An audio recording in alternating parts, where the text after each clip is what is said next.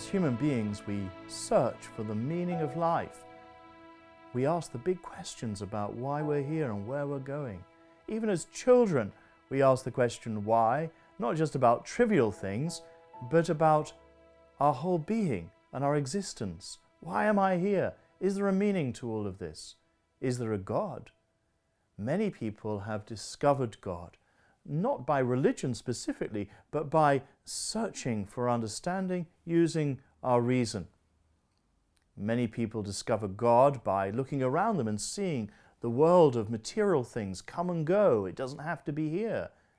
And then they realize there must be something for there to be all these other things that must be there, that has to be there, that is immaterial, and that they call God.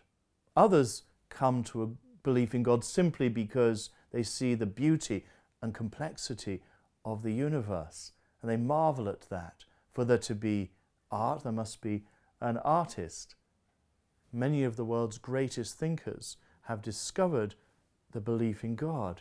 For Plato, God was the unchangeable good. For Aristotle, he was the first cause and the first mover of all things. For Isaac Newton, he was the architect of the laws of the universe. For St. Anselm, he was that greater than which cannot be conceived. For Einstein, he was the cause of the intelligibility of the universe. Those who search for God and the meaning of life are called philosophers, the lovers of wisdom. Let's look at some art. Raphael was one of the most celebrated painters of the Renaissance. He was commissioned by Pope Julius II to paint a series of frescoes to decorate the papal apartments in the Vatican in Rome. What we're looking at here in the School of Athens is not a real school. What Raphael has done is brought together scholars from the classical world to create a sort of idealised school, an idealised school of wisdom. We can see Plato and Aristotle standing prominently at the centre of the composition, with the arch behind them. Plato is the older man with the pink robe, white hair and bearded. We can see he's holding a book, which is his Timaeus, his history of the universe. It's interesting to note his hand gesture, which is pointing upwards towards heaven, an indication, I think, of his interest in the eternal truths of beauty and goodness emanating from above. By contrast, Aristotle, a younger man, points his hand towards the material world, reflecting his interest in the physical materiality of life. He holds a copy of his own book, the Nicomaean Ethics.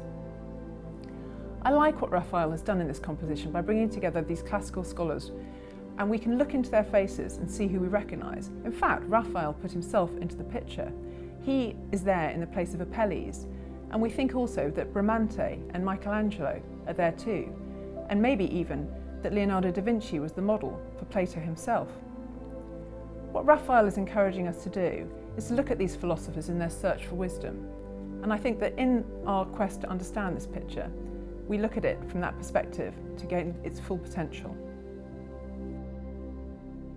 The most perplexing and interesting being for philosophers to study is the human being, because amidst all the other animals and physical objects in this universe, human beings have intellect and free will. These are part spiritual realities that enable us to do all sorts of wonderful things like love and sacrifice and make videos about theology and philosophy and speak of poetry and literature. Human beings are remarkable creatures in their own right, and human beings are bent on searching for happiness. Everything they do is to discover happiness. But human beings never really discover the meaning of life from the world alone. St. Augustine once said, "Lord, you have made us for yourself, and our hearts are restless until they rest in you." He discovered that the only way to happiness was found in God and what God was offering. Let's look at some art now.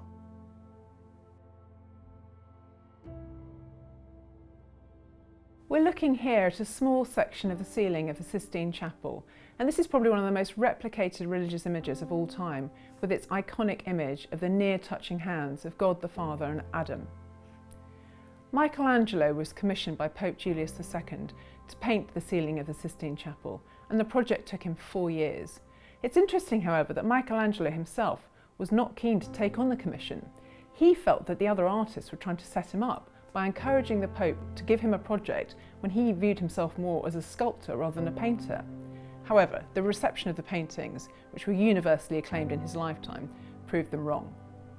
What we see here is God the Father, depicted as an older man in a pink flowing robe, leaning out his hand towards a recumbent Adam who is depicted naked. We're struck by the beauty of their hands reaching out to touch one another. Crucially, they're not just touching, they're about to. God is about to impart the spark of life to Adam. I think it's interesting to note the way that Michelangelo obviously lavished time and attention on the depiction of the arms and the hands. God's arm mirroring Adam's, and it makes us think that God, after all, made man in the image of himself. We're struck by the beauty of Adam's recumbent form.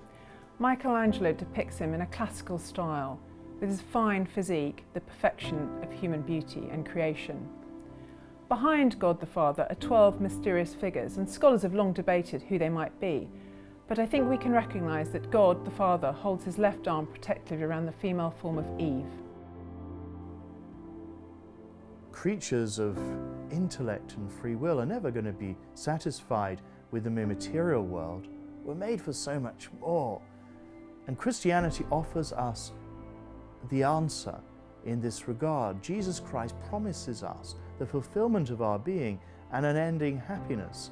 Pascal, the philosopher, said, "He's like the key for the great door of our existence. You turn that key, the lock opens, and then the door, and we enter." This series of talks is to move beyond the mere belief in a creator or in the spirituality of the human person. It's to discover what we really believe from Jesus Christ about the meaning of our lives and the way to happiness.